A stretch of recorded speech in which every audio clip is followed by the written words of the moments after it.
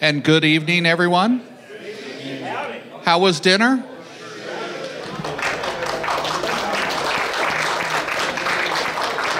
I thought dinner was, I thought dessert was especially good. And the mule is good. Yeah, the meal. Life's too short, eat dessert first. Okay, so there's still coffee and tea and ice. Let's see here. There's 5 fewer pieces of cake, so everybody's rushing. Okay, so let's go ahead and get started with our banquet speaker. I want to welcome Tom McDermott, who's N5EG. Now, Tom has been licensed amateur for 48 years, so did you get your license at 7? Now, he's got his double E degree. So who wants to venture a guess where he got his double E degree? Berkeley. So it's UC Berkeley. I would have never guessed. So that must have been a lot of fun. So right after Berkeley, he joins Collins Radio Company located in Richardson, Texas. That's near Dallas, for those of you that are geographically challenged. All right, as a development engineer. He never worked on Collins amateur equipment.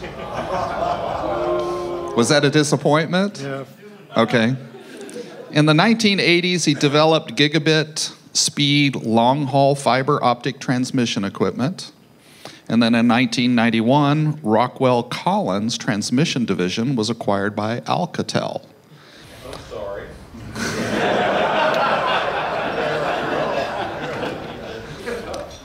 And he became the Chief Technology Officer of Alcatel in 1996. Alcatel USA. Yeah.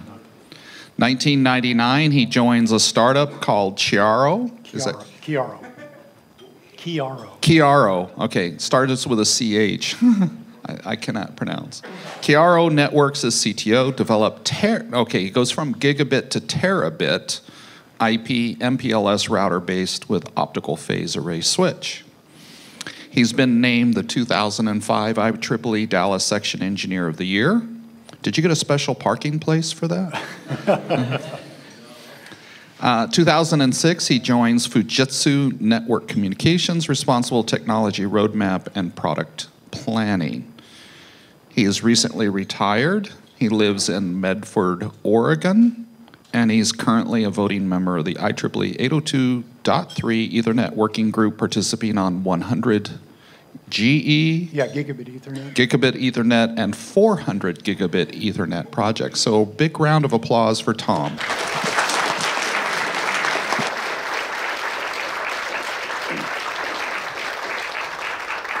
Thank you, Steve. The title from this talk comes from an email exchange I had with someone who said, should I become a ham? And what does a ham do? And the email exchange kind of was along the lines of, well, it's kind of a big hobby, and there's a lot of things you might do. So the question is, what is ham radio? And I'm not sure anyone can really answer that question. Why do you want to be a ham? And that was kind of where the email exchange went to. Why do you want to be a ham anyway? Talk a little bit about lifelong learning and technology.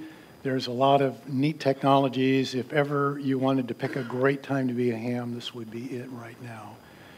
Where are some of these technologies headed? How's it going to impact us? And ham radio is a really big playground. So I would encourage everyone, just like Ward was talking about earlier today, get your hands dirty. So one of the key things that all engineers strive to learn when they first get out of school, the one compelling thing that they need to know is, why the heck are PowerPoint slides so boring anyway? So I don't know if you know the garbage man here. When Dilbert has questions on quantum physics, he asks the garbage man, who always knows the answer. So we don't know the story behind the garbage man. I suspect he got tired of corporate culture and found fulfillment in driving on a garbage truck. So what is ham radio? Well, it really depends on your perspective. For some people, it's public service. For other folks, it's field day, or maybe it's contesting or DXing, or rag chewing or antique radio. I mean, this list could just go on for miles and miles and miles. So it's really, 1,000 hobbies rolled into one. Maybe it's even more than 1,000. I don't know. But for folks in this room, I think it's probably about technology. I would suspect the majority of the folks in this room would say it's about technology. It's about equipment, software, antennas, physics, science. Maybe for some folks it's about psychics, I don't know. But it's about learning, it's about knowledge, and it's about teaching. Teaching's another way of maybe saying sharing. So let's look forward a little bit on some of the key technologies. So I'd posit that our future amateur operational and experimental capability is really dependent maybe on more technologies, but there's three key technologies. One is silicon. Silicon is the foundation of modern electronics. The second one is computation. That's the ability to process information. And the last one is data networking, the ability to move and to store information. So those three I'm going to talk about in a little detail during the session tonight and kind of look at maybe where some of them are headed and see if we can draw some conclusions about it. Of course, there's other technologies as well, but I think these are three that kind of are pretty dynamic right now. So I wanted to put all of this on one slide. And the way to do that, you see Wally here is going to put his whole presentation on one slide. Unfortunately, he had to turn every single pixel black to get all that information on one slide.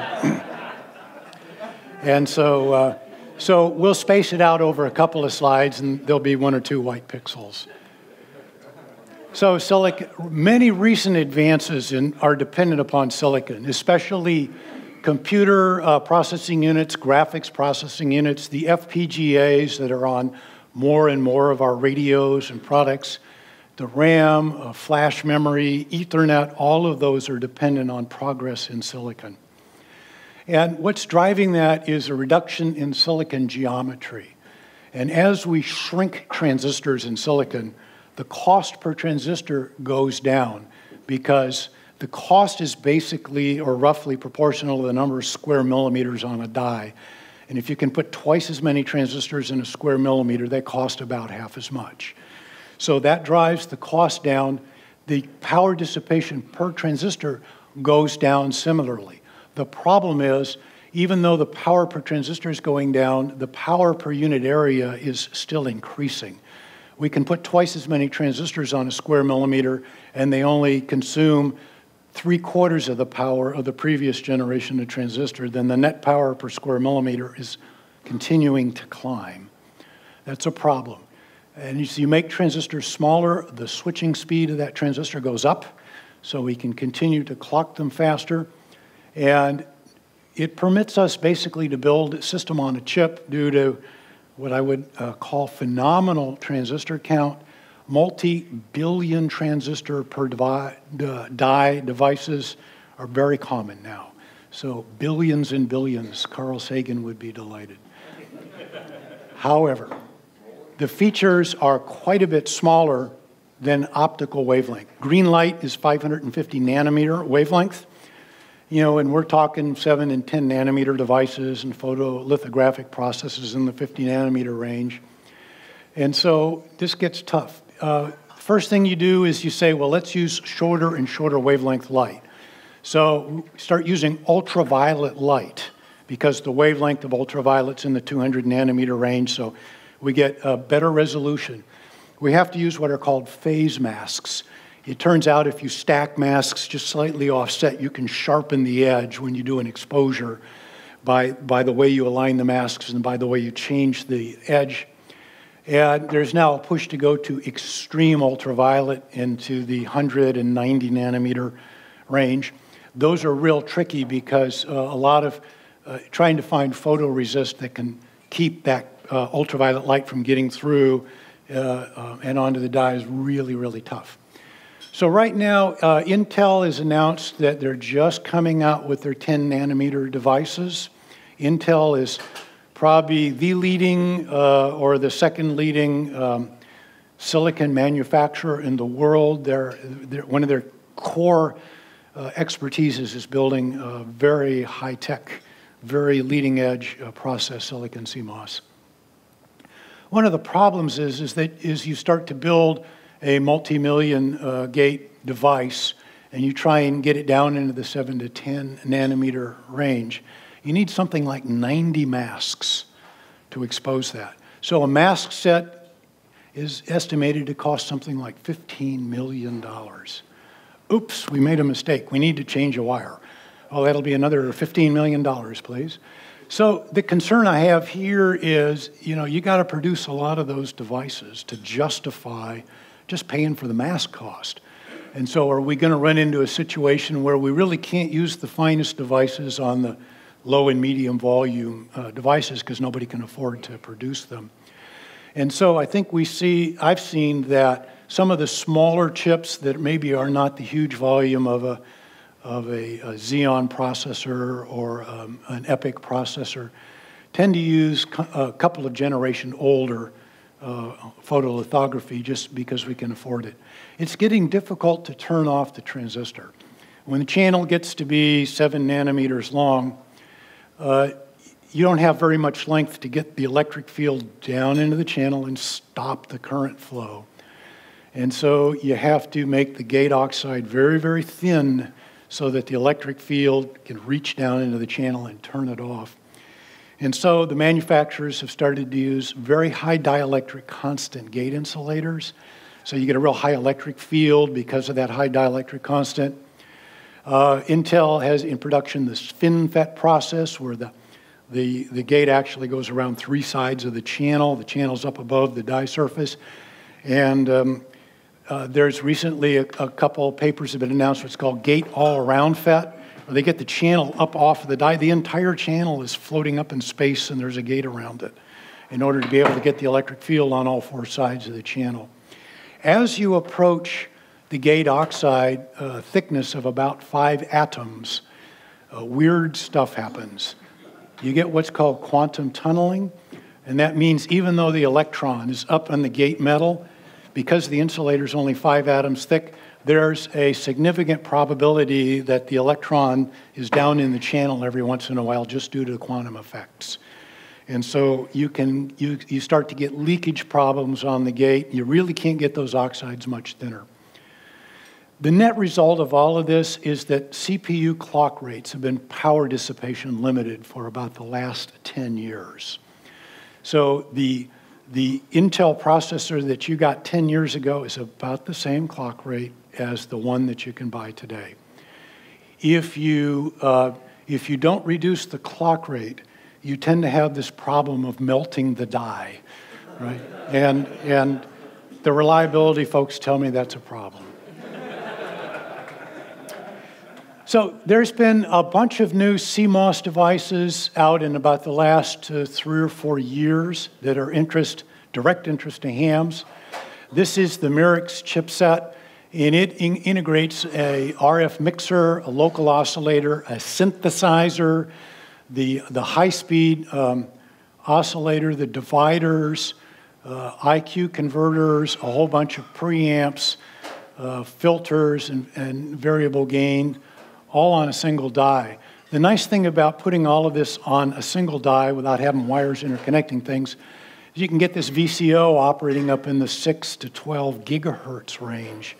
And now all of a sudden what that means is you have a radio chip that can operate from AM broadcast band to 6 or 7 gigahertz, right? And what they do is they put in a whole bunch of different VCOs, and they're a couple of gigahertz apart, and when you want to move up a gig, you just flip a switch and pick the next VCO up.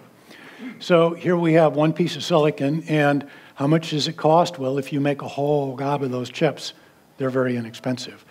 How do you do that? For example, the RTL dongles were based upon a TV tuner chip and a TV tuner converter, and the production volume in those is in the tens of millions per quarter. And some very enterprising person found out that if you flipped one undocumented bit, that the chip would go into debug mode and put I and Q out rather than a television set down converted signal. And I suspect that what they found out was they sold a lot more of these as dongles than they ever did as actual television receivers. So it may have been a case where the data sheet was hidden and they didn't want some ham to figure out what it did. And as a result of that information getting out, their production volume jumped dramatically. So, Analog Devices has this very cool chip, the 9361, and it has 2 A to D converters and 2 D to A converters. So you go in through a buffer amp. You can select one of 3 antennas on receive, and then it has a mixer, and it's got the local oscillator and all the stuff to drive it, a low-pass filter, and a pair of A to D converters for digitizing I and Q, and then it comes out through an interface. The reason that there's 2 is that they intended this to run 2x2 MIMO. What 2x2 MIMO means is that you can transmit on 2 antennas and receive on 2 antennas, and you do it on exactly the same frequency with the same information. And if you sound the channel offline, you can figure out the channel response between this transmit antenna and that receive, and that transmit antenna and this receive. And you can actually increase the channel capacity by having multiple parallel signals all using the same RF frequency. So it is the heart of one of the EDIS USRP boards. And there you can see that Analog Devices chip. And then it goes into a big giant FPGA and then comes out a USB. Interestingly, 5G, which is already started in trial now in 4 or 5 places in North America. I think larger trials are supposed to start in 2018. Uses frequencies as high as 60 gigahertz in order to try to deliver a gigabit per second to every handset. Now, and you see all kinds of things in the press about it, almost none of which bear any relationship to reality. As hams, what do we know about propagation at 60 gigahertz? It's really short, right? So in order to make that work, you have to deploy these things like every 100 meters or every 200 meters. And so you can get a gigabit to a handset. You just have to go deploy 30,000 cell sites downtown in order to get a 100 meter by 100 meter grid so that your handset can do it. And I can understand the desire to get there. I think the price tag is going to be a little bit steep. So anyway, Per Zetterberg, who's in Sweden, produced this board set, uses a couple of commercial ICs. These are silicon devices that actually run at 60 gigahertz. And he built this board, wrote the GNU radio drivers for it. And, the feed line from the transmitter to the antenna, if it's longer than about 0.1 millimeter, it's kind of lossy. So the board is itself the antenna. And so if you can read the writing on it, it tells you, orient the board vertically if you want vertical polarization, tilt the board over if you want horizontal. Anyway, it's pretty cool. And, as a ham, these chips you can actually get these chips or their successors, and you can get all the drivers. So this is a cartoon, has nothing to do with anything I've been talking about. But this is a management technique. I used to have to put together strategic plans. And I finally found a use for my complex mathematics. And that is if you square root of negative numbers, you can meet all the budget projections. And you use this thing called a Mobius strip, which there's no beginning and no end. And it has the advantage in that you can finish a project 2 weeks before you start. Yeah. So the next thing is computer system enhancements. And I say as experimenters, we need faster computer systems. We can't get there anymore just by cranking up the clock rate on our CPUs. It's just, we're out of that knob. And, computer gamers have really been driving the consumer bleeding edge technology. And the gamers have driven faster and faster clock rates. They use liquid nitrogen on their CPUs. They were kind of responsible for NVIDIA really getting going in the GPU game because they want faster rates. Gamers can tell the difference between 60 frames per second and 144 frames per second when they're playing, shoot 'em up games, and so they want really fast GPUs. So what are our alternatives here? Right now, first thing we're trying to do is speed up memory access because memory is a bottleneck to CPU performance. The current devices, they're looking at like 15 megabytes of level 1 cache on these processors now. Humongous amount of cache. Massive DRAM. In fact, a supplier, I think it was HP, I'm not sure, this week announced a server blade with 3 terabytes of DRAM. 3 terabytes of DRAM on the server. Just about the last year or so, we've started to see PCIe solid-state drives. These are not SATA. These plug right into the PCIe connector. They're like 6 times faster than a SATA SSD. And so they use what's called NVMe, which is, AHCI is the driver for PCIe drives, and NVMe is the driver for the PCIe drives. Parallel computing, it kind of stagnated at 4 cores or 8 threads in the consumer end. And I think what drove this was AMD coming out with Ryzen and Threadripper this spring. And all of a sudden, they say, well, we got a 10-core consumer processor. We can run 20 threads on the processor. And all of a sudden, people are saying, well, what do you mean, consumers want these massive multi-core devices? Why do consumers want these massive multi-core devices? And the CPU manufacturers said, well, we can understand it in a data center, but we don't get it for the desktop at home. And now all of a sudden, I think they get it. And you're seeing these devices for consumers starting to roll out. The Xeon and EPYC devices, which are the server devices, are in the 20 to 36 core range. The server with 3 terabytes of DRAM that was announced last week, 64 cores on that server, so you can run 128 threads on a server box. And of course, you can put multiple Xeons into a server.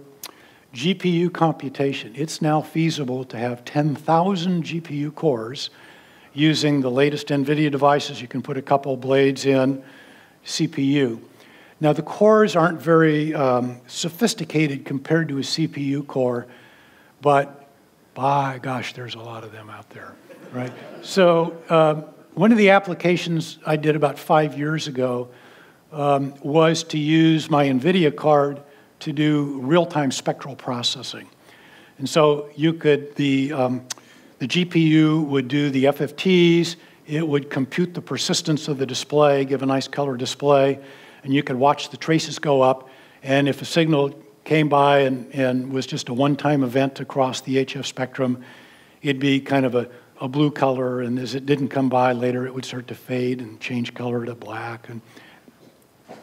And so you could build a variable persistence display.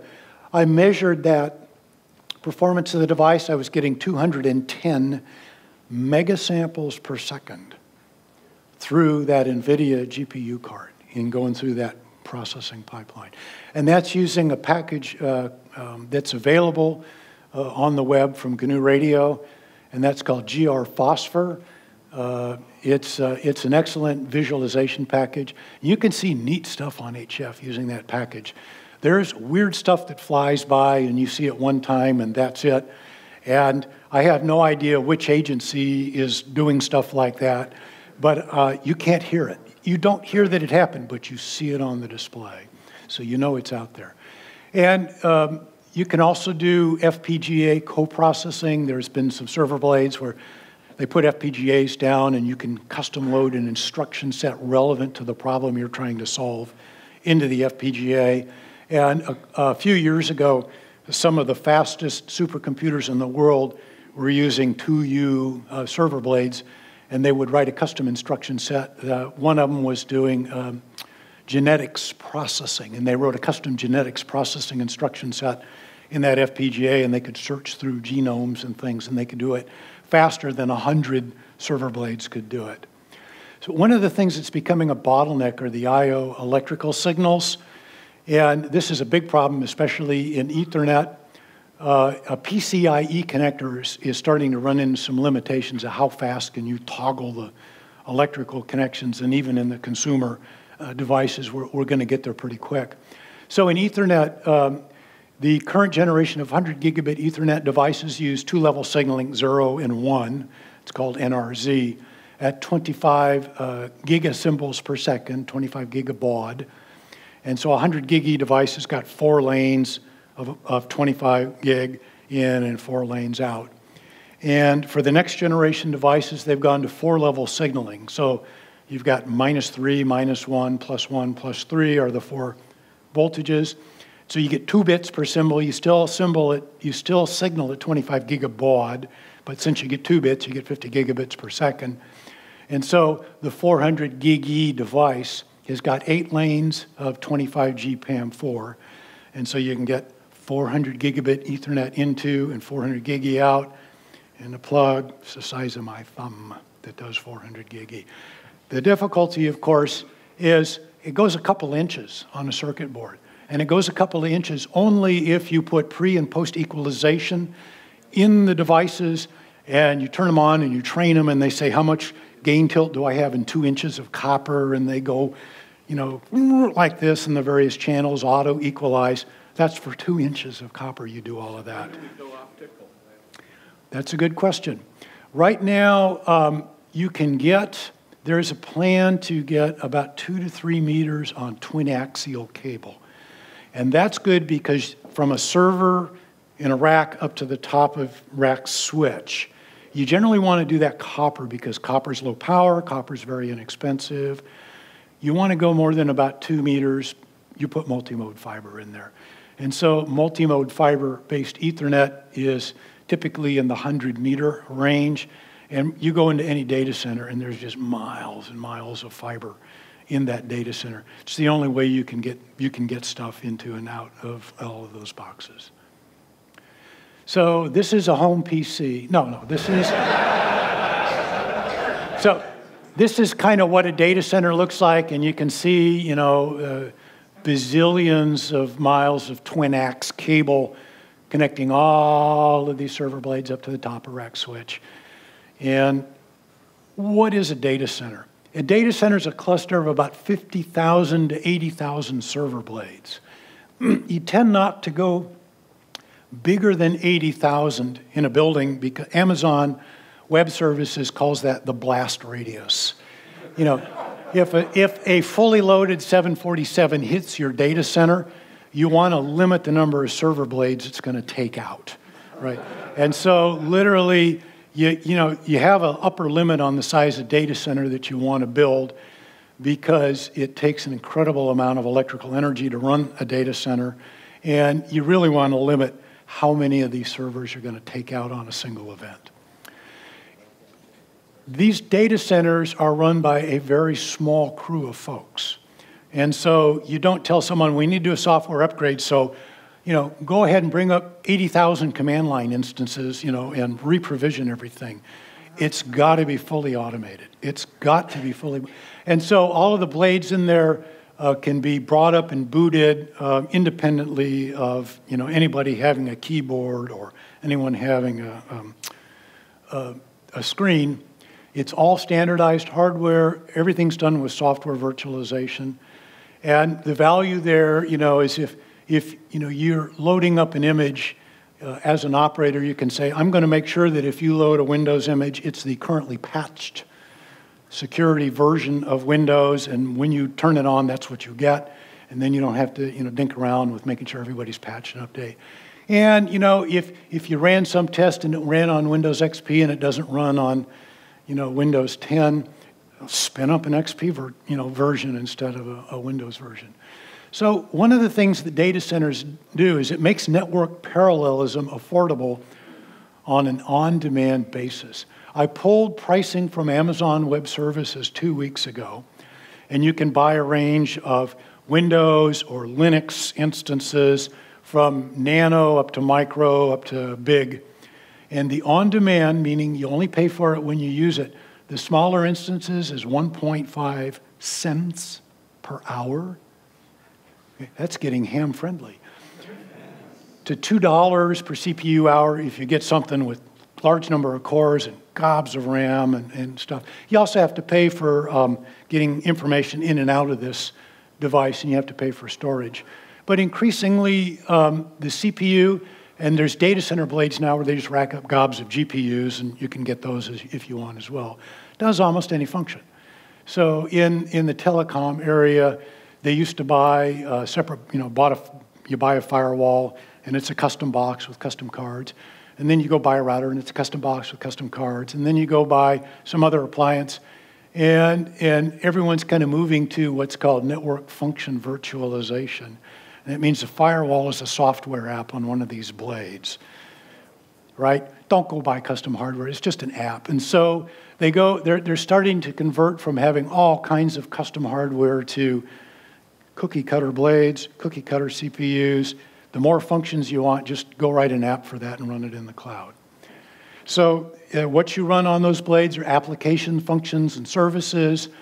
You can do massive data analysis, searching, filtering, mapping, reducing, signal processing. We'll talk about that in a couple of minutes. You can do signal processing on those devices. In a data center, you've got massively interconnected Ethernet. There's thousands and thousands of Ethernet connectors. Hooking up all the servers to all of the storage. If you want to allocate 1,000 CPU blades to your problem and you have the money to do it, you just say, go give me 1,000. And if your problem can be parallelized, you can go throw 1,000 CPUs at that problem. You just have to have a way to scale that up. So the computer system technology is being driven by the data center. The data center folks say, we want cheap gigabit Ethernet, we want cheap 10 gigabit Ethernet, we want cheap server blades, we want 30, 40, 50 cores, we want SSDs. That technology is starting to leak into consumer products, right? We're just now seeing the larger and larger number of cores coming. You can actually start to see 10 gig E coming into consumer products at consumer prices. So, yeah, you're pretty new to cloud storage, aren't you? So, oh well, another irrelevant cartoon. So, what does all this have to do with software-defined radio? Ward talked about this a lot today. It's good talk. For many, a software-defined radio is basically a different implementation of the same old stuff we've been doing for a long time. You know, we got some new features like adaptive predistortion for transmitters. Maybe we can do wideband noise reduction on receive. An SDR makes some really cool features that we couldn't do in the past available, but it's still kind of doing what a radio that had knobs 60 years ago did. It's just doing it with a different technology. So what could an SDR do otherwise?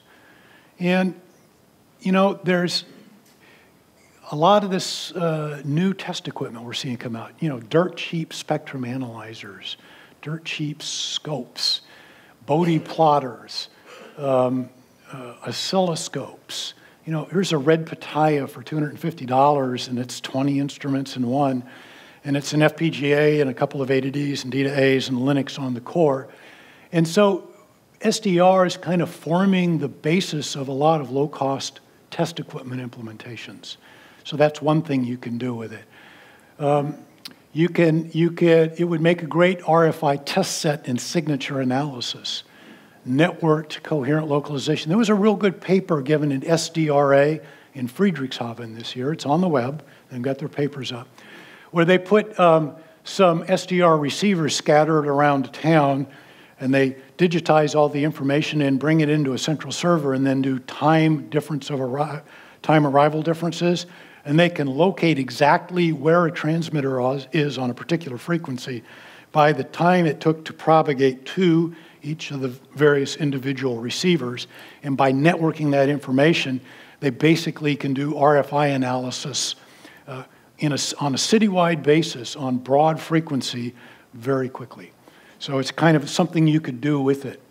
You can capture wide spectral bands. John Ackerman put together, I thought, a really incredible package of software-defined receiver, capturing the spectrum, figuring out how to process that into haystack format, and in a really short period of time, put all those packages together, figured out how to make them build and assemble, and then put together basically something would capture wide spectral bands, can capture transients, save it to disk. If you had a wide interconnection, make that available on the internet. There's already some contest folks that are using this for post-contest sponsor verification. CQ Worldwide DX tends to be a contest where it's reputed that some folks kind of bend the rules a little bit. And so, well, if you just record the entire band around the entire planet for the whole duration of the contest, you can go back and adjudicate those concerns, right? You can go back and look at that file and see, well, did you really work that person at that time like you said you did? And that's starting to happen. Of course, web-based SDR has been going on for about 4 or 5 years. And it's nice that we've got HTML5 in the browsers. You don't have to load an app on your computer anymore. So Emergent Silicon's making low-cost, all-mode, VHF, UHF, and microwave radios possible. And you can use those for high-performance point-to-point data links. You can use those as sideband radios. Increasingly, you can do radar-like applications with high resolution and high sensitivity. There's folks who are basically imaging airplanes by looking at the bounce from an FM transmitter, broadcast transmitter, off of the airplane, and you look at it at a couple of receivers. You correlate the signal and you kind of remove the modulation from the FM transmitter, and you can locate the airplane and watch it fly around. And so they've produced movies on the internet with a couple of RTL dongles, passively radar imaging devices. So a networked SDR receiver can do stuff like that. There's a lot of really cool things you can do. Citizen science, we heard all about that today. Eclipse analysis, ionospheric sounding. I call this sensor fusion, where who knows what kind of data you might want to capture network. If you can get the data captured and recorded in the cloud, somebody else can come back with a bright idea and figure out how do we tease information out of that. So let's look at the evolution of mobile radio in the commercial space. Initially, we started out with an antenna. We down-converted microwave, which was used for a lot of point-to-point links, and for maybe 800 meg for the handsets.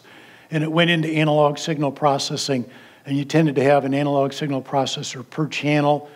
So that was like the first generation. The second generation moved to digital modulation, and we used fixed digital signal processing. So we said, okay, it's a particular, it's a particular type of modulation, and we'll go build a custom IC, and we can put a bunch of channels on that IC, and we'll digitize that. The next generation, they built block down converters and said, let's just down convert the entire 1.7G band down to baseband, and then run that single signal into a programmable DSP. So you had this rack of DSP cards, and you'd run it in, and that box would basically do multi-channel receiver processing. And if you wanted to change the modulation or the format, you could just reprogram the DSPs. So now what's up on the tower here is an RF block down converter, and then you run low frequency up and down the tower, so you don't have to put that real expensive coax up and down the tower. You can just run the less expensive. Where we're at right now is in the centralized radio access network. So the model here is the radio receiver is basically just a remote head. What it does is it digitizes the receive stream, and then it connects up to a fiber, and it sends it about 10 kilometers over to what's called a baseband unit. And the baseband unit also sends transmit I and Q data as ones and zeros over, and then the radio remote head converts that up to the signal. So now you have one of these baseband units in what's called a baseband hotel. It's got a whole bunch of these things, and it's got fibers going out to a bunch of different radio remote heads. And the radio remote head now is nice. It's really small. It's low power. People really object to having cell sites nearby, so you can make the thing really small and inconspicuous, but you do all the processing over here. Probably what's going to happen in the next generation is what's called Cloud RAN, Cloud Radio Access Network.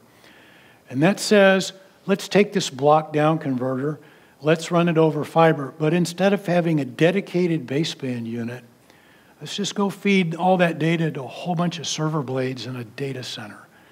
And we'll let all those server blades figure all this stuff out. We'll give them the algorithms to take out the IQ, to find the voice channels, find the wideband data channels.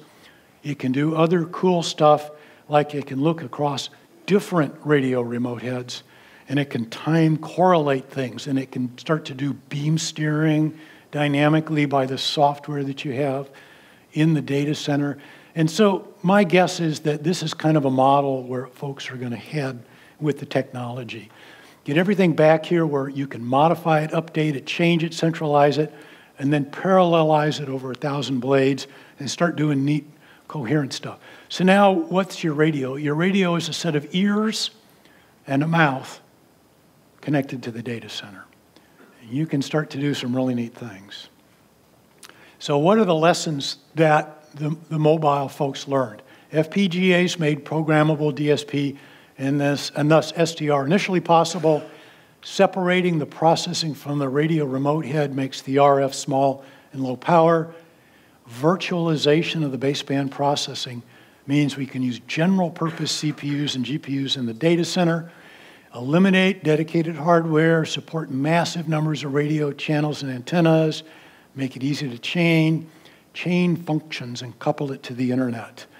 Do firewalling, do modulation or protocol transcoding, and make different incompatible formats talk to each other, right? Because we can do transcoding of all those strange formats. All we have out in the RF section are ears, and we can put wideband coders, and we can hear multiple channels at the same time. So what could hams do, right? We used FPGAs to make the second generation of SDRs much more performant than older radio technology. Local general purpose CPUs and GPUs can process baseband information, and it gave us new capabilities, advancing signal processing, doing wideband spectral recording. And the next step is, we've already started to do, maybe not in the cloud, but on dedicated servers, is let's condense and chain that information. Let's do whisper spot collection. Let's analyze what came down. Let's demodulate the whisper stuff. Let's extract the spots out of it. Let's flood some server with all of those spots. And now that database lets us do propagation analysis or eclipse analysis, whatever we want to do. There's the view here is once we can chain multiple functions in a CPU, change them by software, there's no, where will all of this end? I have no idea. So as hams, probably the next folks we need to go recruit are those who speak JSON, who know what JavaScript means, who know how to install and load apps into a cloud instance and get it to run, right? Because that's really what we're going to need. And if you're like me, you look at an Amazon web server instance and you go, huh? How do I program that thing, right? But, if you go to somebody who's 24 years old, piece of cake. They know how to do that stuff. So, ever felt like that?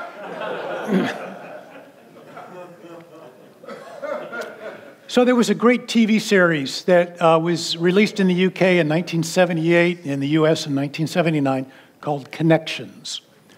And James Burke, very entertaining BBC science reporter, basically his theory was self-motivated, meaning there's money in it for me. Folks go off and they invent seemingly unrelated technologies. Somebody wants to go invent, some kind of brightly colored dye to dye fabrics on whatever is the popular fashion color in Paris this year. And they find that, pulling dyes out of coal tar, or where you got the chemicals from. And then somebody, and he threw away all the muck that was left over.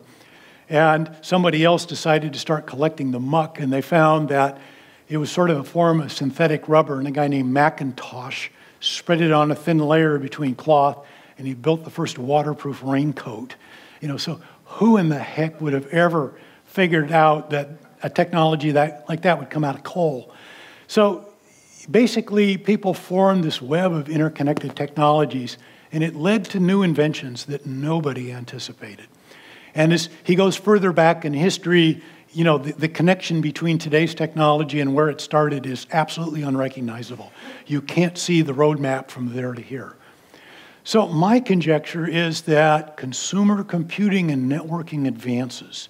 We're getting really fast processors. We can go rent CPUs from Amazon for pennies an hour. Combined with open source hardware, firmware, and software. And why open source? Because you can go find it. All right, John was able to put together an app by going out and finding open source software for this, and open source software for that, and putting the packages together. And how do you find it? You get on GitHub and you do a search, or you get on Google and you do a search. And because it's open source and it's discoverable, you can share this stuff. What do you use it for? Who knows, right? There is, in fact, no way of knowing ultimately where that's going to go. But what it does is it gives us rapid solutions that cannot be easily anticipated. And so I think the capability to attach ears to the cloud and do stuff with it, maybe that's one of those rapid solutions we can do fun stuff with. I don't know. It will depend. I kind of wish Mark Twain were still around. If you don't read the newspaper, you're uninformed. If you do read the newspaper, you're misinformed. All right? Another way to look at that is your personal experience, your own experiments, your own projects, your own measurements are much more valuable to your true understanding than just reading stuff, right? You got to do it yourself. So, the polite way to, paraphrase Mark Twain would be that. The bad way to paraphrase it probably had something to do with Fox News. So, you need to build, you need to experiment, and most of all, publish. Now, publish doesn't necessarily mean a piece of paper.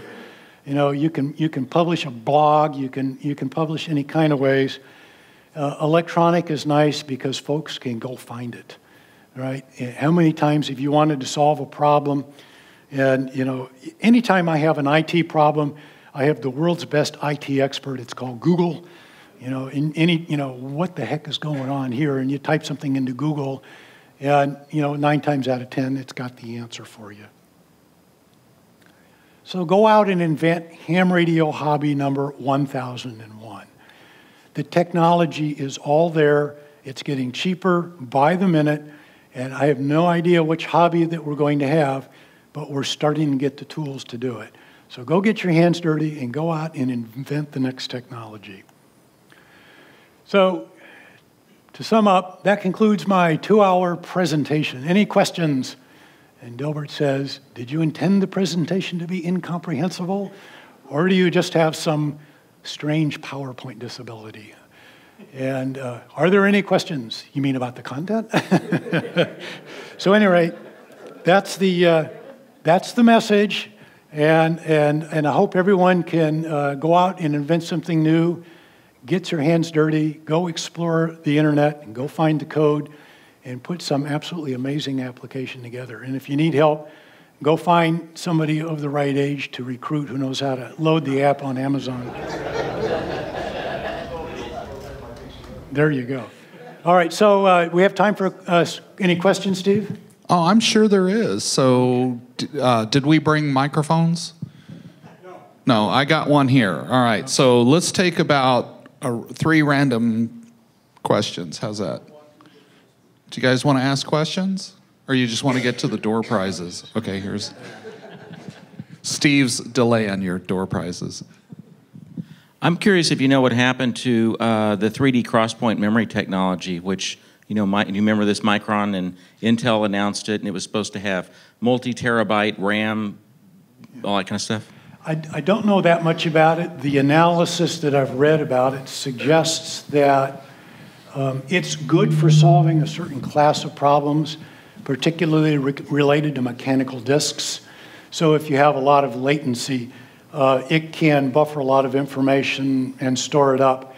But the experiments that I've seen indicate it doesn't buy that much more performance compared to really fast flash memory and very massive DRAM. And so, if that technology can scale to enormous size, it may have a tremendous value. If there are fundamental scalability problems in it, then maybe other solutions end up working. Other questions? Big round of applause.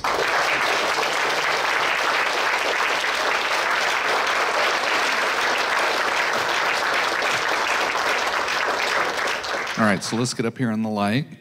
So Tom, we'd like to thank you very much, and we'd like to present you with a plaque that you can put in your office with all the 10,000 other plaques that you have up there. And thank you very much for being our banquet speaker. You're welcome.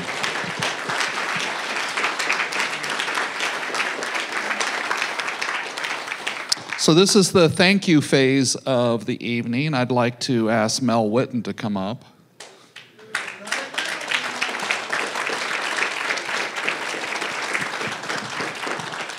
And Mel, Tapper would like to thank you for bringing the DCC to St. Louis again. And I'm sure a lot of your compatriots do too. And it's been a wonderful time. Thank you. Thank you very much. You're welcome. Thank you.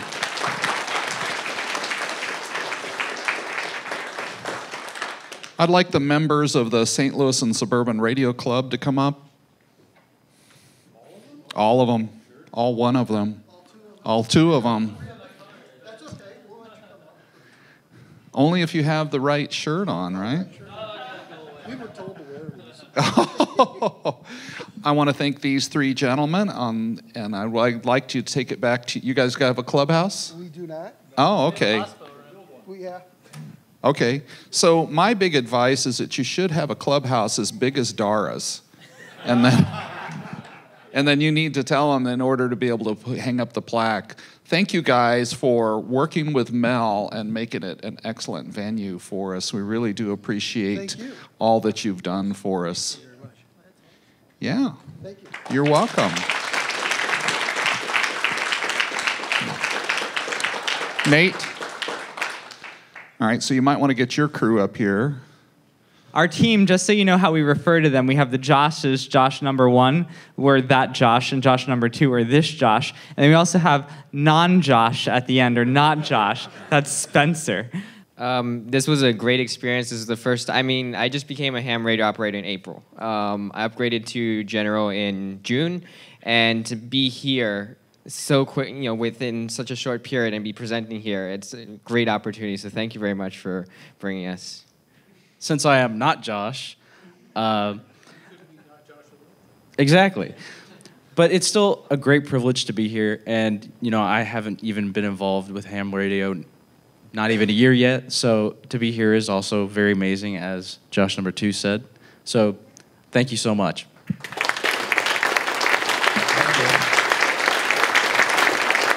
So that's what Tapper can do as well. So when you become a member of Tapper, all I can say is you're just going to get a warm, fuzzy feeling. Honestly. 10% discount, this, that, or the other thing. But honest to goodness, it's a warm, fuzzy feeling. And it gives us the opportunity to put money in the bank and make these kinds of things happen. So these guys will go on, they'll become the admirals of the world and stuff, and we'll get to say, you know what, we knew those guys back when they were youngsters. So please support Tapper. Please support the club. Please let us know where we can contribute. Be the eyes and ears that are scouting for talent like that. Do you remember when Zoltan and Andras came to the DCC? And so we, Tapper, paid to fly them from Budapest, Hungary to Chicago. Now for Andras, it's the first time he'd ever been out of Hungary, much less even in the United States, So it was a great opportunity for them, and then it was just wonderful having them. And now you see Andras continuing to develop the web SDR. He's been going to Germany, doing a number of talks there at the Hamfest in Friedrichshafen. Did I get that right? Okay, Friedrichshafen. I need that. Thank you very much. So that, basically it's our encouragement to a young man like that who's creating something for the fun of it for himself, and he doesn't realize just how he can go out and be able to expand that message, and we showed him how. And now he's contributing to ham radio, so much the ways that we can enjoy from that. All right, let's move, segue into the door prizes. So Mark's gonna come on up. Mark's gonna draw from the goodies box, and then we're gonna announce what it is, and then we're gonna draw from it. So now,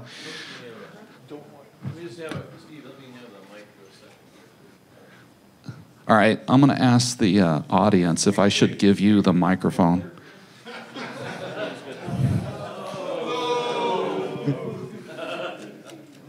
Now, you have a ticket. Has everybody had an opportunity to put their ticket in there? Tapper employees and their family are not. That's good. Okay, before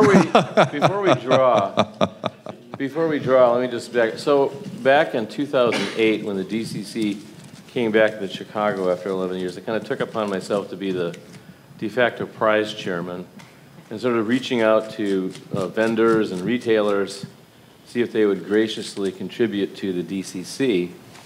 And we've had really good participation over the years. This year I had assistance from Mel. He also was able to bring some prizes together. So we've got a lot of good stuff here. We got quite a few. And what we try to do, I wish there was let me move this table here. What we try to do is kind of start small and work our way up. And we're going to take, we're not in any particular hurry here, so we'll just take this one at a time. I don't know about you, Mark, but... Well, they're going to have to wait. There's quite a few things. We're talking about a bunch of old men with peanut bladders. Well, they're just going to have to get their pacemaker, turned on. And what's first? We're going to give away a $25 gift certificate from Tapper. And you can buy anything from you want. Yeah, anything from the Tapper store, even membership. Which we, anything else. All right, you ready? I am. Okay, so it goes to AF4JF, to Herbert.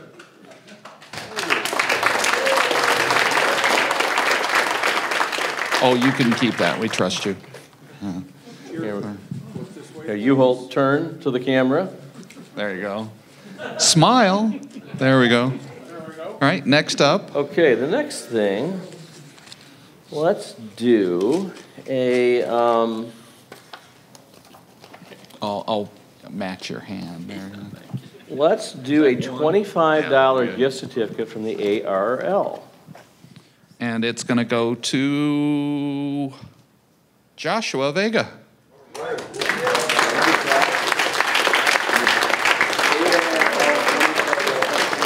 Congratulations.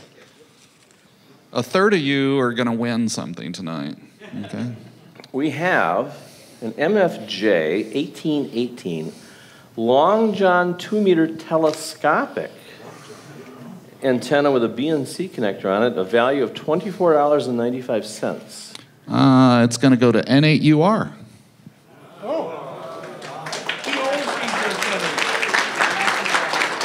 That's a telescopic antenna. So we have two MFJ 108Bs, which are LCD clocks, 24-hour, 12-hour clocks. So the winner gets 2 clocks? Well, they get one. Okay, so the first... And these are a value of $21.05. KJ4 MFJ. Oh, an MFJ wins an MFJ. How appropriate.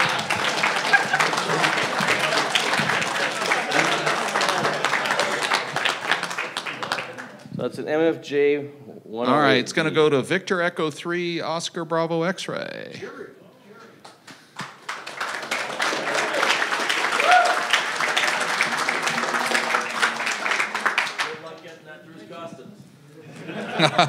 This is another MFJ 108B.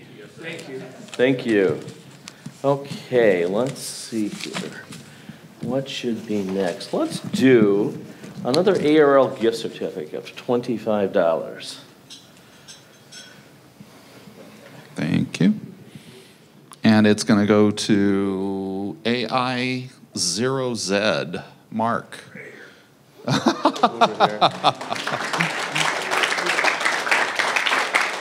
There we are. We have a $50 gift certificate from Tapper. Ooh. Cheryl, KB9 NTN.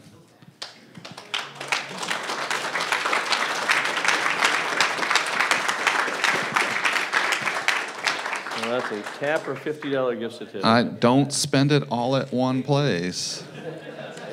2 QEX subscriptions worth $29. Okay, Amy, you get the one. Amy, how many Amy's are there? Put it back in because we actually already have a subscription. It just extends your subscription if you Okay, want. we can do it that way. Okay. Okay? So, So, QEX subscription. Thank you. yeah, so it'll extend it for you. We have Okay, another- yeah, and they didn't write down their caller or the name, so it's ticket 1033. Okay, so Can you Kurt. write your name and call sign on there then, so we have it? Okay, so you go over and have them write. He'll come on over. Another QEX subscription. Mel came up with these, and I don't know anything about this place, but you St. Louis people probably do. There's a place called Gateway Electronics here. Look at the St. Well, hopefully a St. Louis person wins it or trades for it. So One there's the two of them? There's two $25 gift certificates from Gateway Electronics. The first one goes to Bruce Raymond, and the other one to Bill Reed.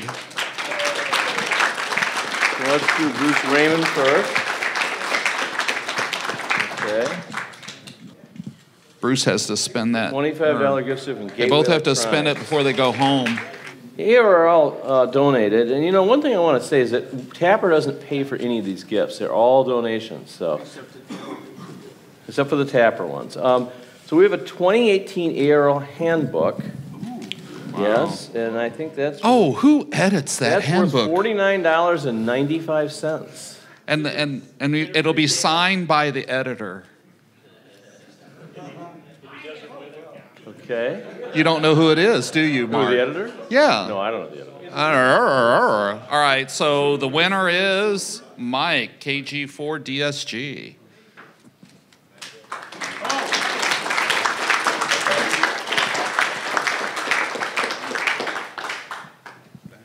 No, you good. Let's stay with the ARL here. You should frame that. No, the ticket, not the certificate. You got to turn that in. What do we got next, Mark? You got that. Okay, let's see with the ARL. Let's do a $50 prize certificate from the ARL. ARL, $50. Yeah. That's just a certificate. No, it's just a certificate. You're going to N1 MPL. November 1, Mike Papa Lima. So a $50 gift certificate. Let's do a Tapper gift certificate for All right. $75. All right, goes to That's three. KD9DXF. That's 3 years of membership. KD9DXF to John. I was talking to John earlier. This is his first DCC. Wow. So he's, $75 Tapper gift certificate. you can spend that on the next DCC. Well, we have two different things, and I want to let you pick in this case. We have two different MFJ interfaces. They're both on $99.95. One is an MFJ 1214, which is an ICOM 13-pin USB to radio multi-mode interface. The other one is the MFJ 1204, which is the 6-pin mini DIN to a data accessory port interface. So I'll let you guys pick. First guy gets to pick which one he wants. We should do She secret. wants. We should do Secret Santa. All right. KC9 TPA goes to Brady. So you have an option here. Either the six. You want the 6-pin? So that's the MFJ 1204. Yes, the MFJ. Oh, I got it. Got it? And then we have, the other one is the ICOM, Going to Scotty. which is the MFJ 1204 D113. Scotty. Scotty wins it. So the one we just gave out was the MD6 model, the 1204 MD6. And this is the 1204 D13i, the 1204 D13i. Okay, so both of those are worth $99. So now let's move over now to Ham Radio Outlet of Milwaukee. Gave us a $50 gift certificate. Goes to N5EG. So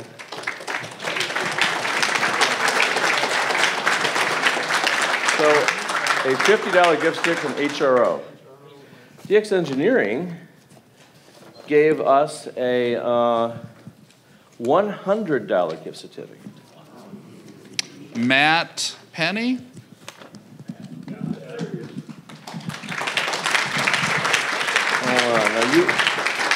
So this is DX Engineering $100 gift certificate. We have a $100 gift certificate from Tapper. That's 4 Okay, and years it's of going to membership. go to KG9GH, Eric.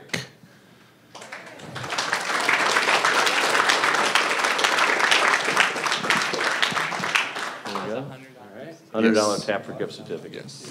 So we have a certificate here from Flex, and it's good for, it depends on what you, it's a discount certificate. It depends on what you buy from Flex.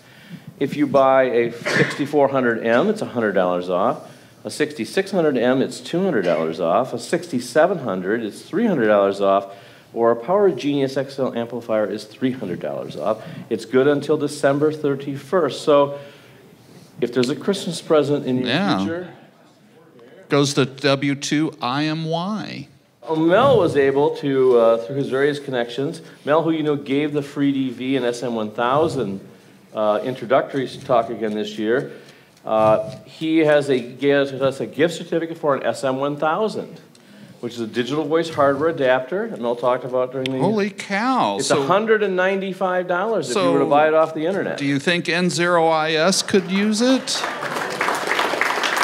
it's the SM1000 from Roadcom. West Mountain Radio, who you all know, who's now in beautiful Waukesha, Wisconsin.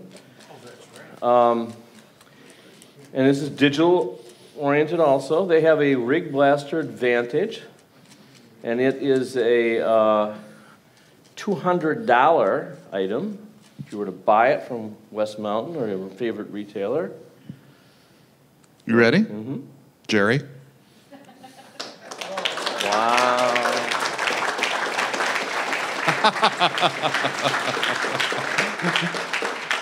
You were sending vibes, man. I need that. This also was through Mel's numerous connections. A high-des HV120 DVB-T digital analog television receiver. It's a $209 item. Interesting. I wonder if NQ0 Sierra would like that.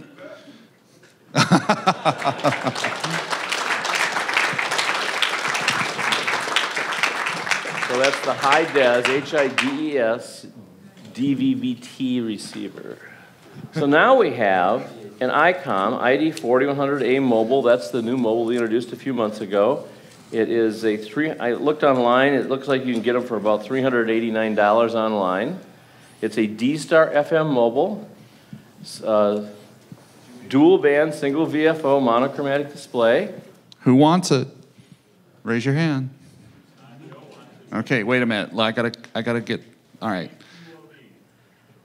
No. K0 Hotel Yankee Delta. To Dale. There he is. Well, this is the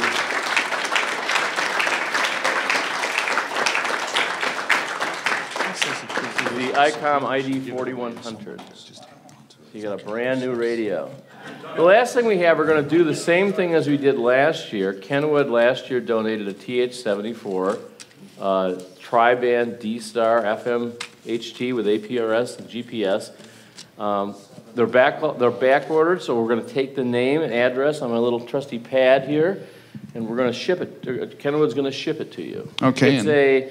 And the value of it is on the internet is $589. And this is it? This is the final grand prize? This is the final. And it goes to Jetta Jensen. Jetta has gone to the room. Okay. You're going to take care of it? All right, come on We'll need up. his name, address, and phone number. So let's go over here. Boy, is she going to be surprised when she comes back. And that's it. That's it. That is everything for this year. I Okay, think we had a great selection. a third of you just went home with a prize. Yeah, it's, Wonderful. and we'll try to do this again next year. I mean, I think, Yeah. one of the last things I'll say, you guys pay real money to come to this conference. This conference is inexpensive compared to a professional conference, but it's more than your $5 Ham Fest. So we like to try to have great prizes. So hopefully, Thank you, you'll Mark. enjoy it. Thank you.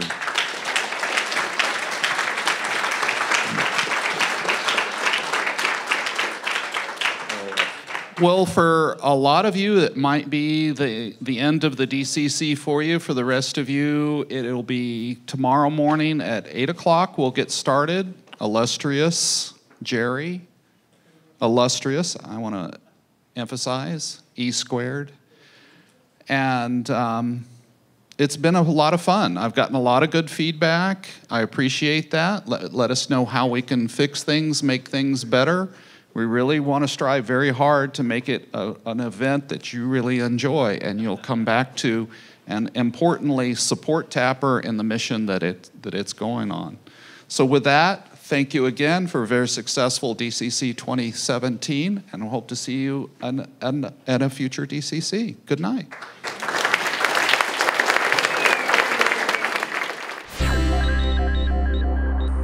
All right, you guys, stop arguing. We got a banquet speaker here.